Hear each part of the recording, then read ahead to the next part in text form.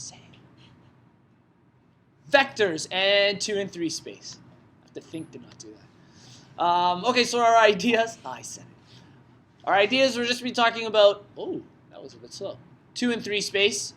2 space, hopefully we're very familiar with, is essentially our x and y axis. All it really is being able to plot points, kind of like playing bingo. This is our x coordinates, these are our y coordinates. Okay. What will be new is when we're talking about a vector in 2 space, it's called a positional vector. And a positional vector, the O stands from coming from the origin, and P is the point. Okay, and we'll show an example of that. O always being at 0 and 0, and its head P being at A and B meaning any said points. Okay, and the entire vector is usually written as vector OP is equal to the coordinate AB. We know that it's always originating at the origin. The same idea happens in 3 space, it's just a little more complicated. So before I get into the rules of that, we'll show in 2 space what I'm talking about. So we have our lovely graph here, and let's say they give us a point that is at 2 and 3. Okay, so if we were to draw this vector, O is always starting at our origin here, okay, which is at the coordinate of 0 and 0. And our point is at 2 and 3. There we go. Fits right there. And now we'll just connect it with our vector here. And there we go. We have our vector in 2 space. This vector would be called O, meaning that here's our O, P. Vector OP.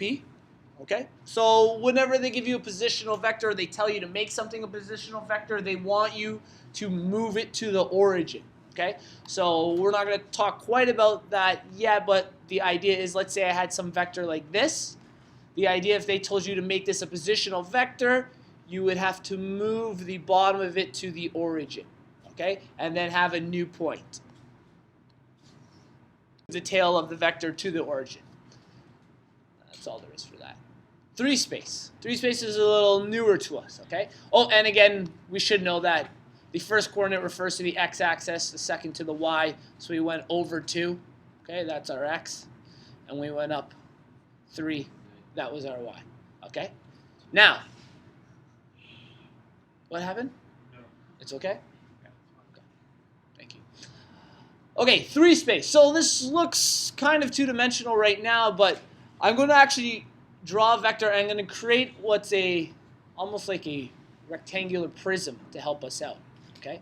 So we have an idea that this is 3 space. I wish I had more room, which I can just do that. Okay? So let's say we have the same idea. This time, our point, which will still be 2, 3, let's go right up to 4, okay? Our coordinates are x, y, and z. Now the difference here is that our x is the axis that is kind of protruding, that has depth to it. That's kind of coming at us. When moving left and right, or width, that's our y-axis, and up and down is our z.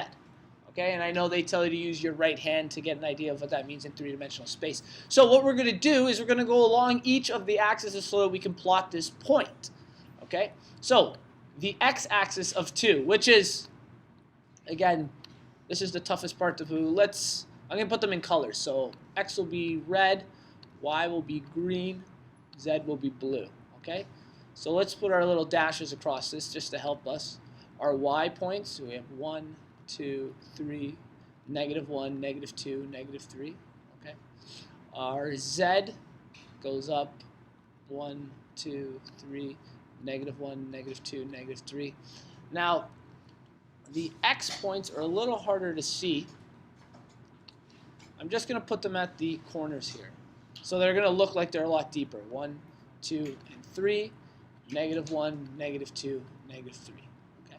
So -1, -2, -3, 1, 2, 3. Does that make sense to you guys? Okay. So when we go 2 along our x-axis, we're going to be taking a line, put it in red, that goes from the origin all the way to 2.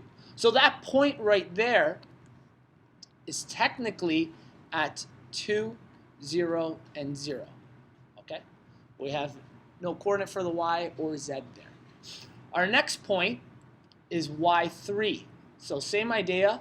We're going to go along the y-axis. Oh, I'm not going to have enough for z, am I? That's okay. I'll make some room. We go across the y-axis 3.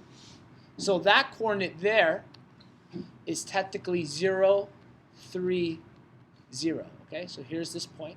And just to give you an idea of a plane, not the type that fly, but a plane here, is I would kind of extend this on an angle, and we'll do the other one in red. So we're already starting to get a plane of points, okay? So that's kind of like, think of that as two-dimensional space pair of that plane. A plane, it only has 2 dimensions to it. The point where those two meet would technically be at, I'll do it in black so it's a little different, 2, 3, and 0. We haven't incorporated our z space yet. And actually, what I'm going to do is, just to give us some more room, is I'm going to give that z coordinate, I'm going to call it -4, okay? And that means I can go down one further here. So extend this line. Whoops, that's okay. So, our final line, again, we always go from the origin when creating these lines here. Our final line, since it's -4, would go down 1, 2, 3, 4 units. So it stops down there. And this coordinate here is technically at 0, 0, -4. Okay. So now this is when we give our rectangle, or, well, it's not a square, it's our rectangle, we give it some depth. So each of these points we're going to go down for. So I'll add blue to each of them so you get an idea of what that prism kind of looks like. I would go, we'll do it in blue. Perfect. I would go down 1, 2, 3, 4. I duplicate that. 1, 2, 3, 4. 1, 2, 3, 2, 3, 4. And that's 1, 2, 3, 4. Let's use our other colors. I like making things colorful. Okay. Here are our red points. Here are our green points. So I've created a rectangular prism, and what we're going to discover here is that this coordinate here, and I'm going to make it very obvious what I'm talking about, that coordinate there is our point. This is our point P. Our point P is at 2, 3, and -4. So sometimes to see things in 3 space, it helps a lot if we create a type of rectangular prism to get an idea of it. Okay. Now, if we were to talk about the vector OP, we know that O is at the origin here, and that coordinate is at 0, 0, and 0. And we would just draw our vector. I'm going to use a black line to draw the vector here. Perfect. It's going to go from the origin to P. Okay? So this is going through 3 space. And it's, like I said, a little easier sometimes to see if we have a prism to show that it's in 3 space itself. And I'll quickly read over the last coordinate rules now, so that makes maybe a little more sense since you've seen that. So, in 3 space here, there we go, our point can be at any of those x, y, and z axis values. O, standing for the origin, is at 0, 0, 0. Along the x-axis, yep, that's fine. And the 3 mutually perpendicular axes are a right-handed system. Okay, so that's pretty much that. That's everything you guys need to know in terms of vectors in 2 and 3 space, creating them and showing positional vectors. That would be our OP vector in 3 space, okay? That would be the positional vector. The last thing I want to talk about is if we were to represent the plane. Now, there are actually 3 sets of planes in 3 space. In 2 space, there's really just one plane. The only plane in 2 space is the XY plane. Okay, a plane has to have 2 dimensions to it. Okay, so 2 space is a plane. Where in 3 space, we have actually 3 different types of planes. We have our XY plane. I'll give them colors after. We have our XZ plane. And we have our YZ plane. Okay? And just to give you an idea of what these planes are, I think I can color things in pretty well here. Using this rectangular prism, I'm going to color in the planes. If you guys notice, I have this plane here, which is, I'm coloring it in. It's the left side of the rectangular prism.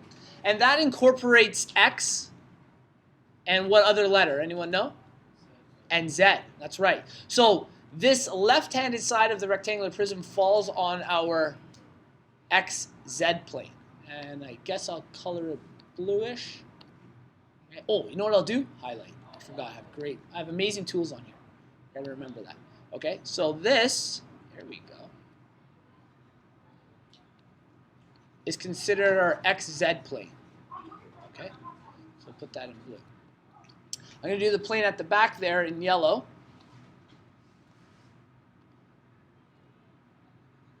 What plane does this incorporate? YZ, that's right, because it goes up and down and left and right. So that deals with our YZ plane, which, by deduction, we'll do the bottom one since it'll be clearest. We'll do it in green. This deals with which plane? Yes, the XY plane, because there is no, I guess up and down is the best way to say it. There's no movement up and down on that one. So that would be our XY plane in this case. Yes, you're right. Technically, the axis, if I give you the xy axis, would be the top of this. But this plane is still technically on our xy plane if we're not incorporating where it goes. It's only moving across the x and y plane. Okay? But you're right. In terms of an actual axis, it would be the top part of the prism. But it was kind of hard for me because it'll change all the colors and everything. So in your notes, it'll look off. And I didn't need to record that.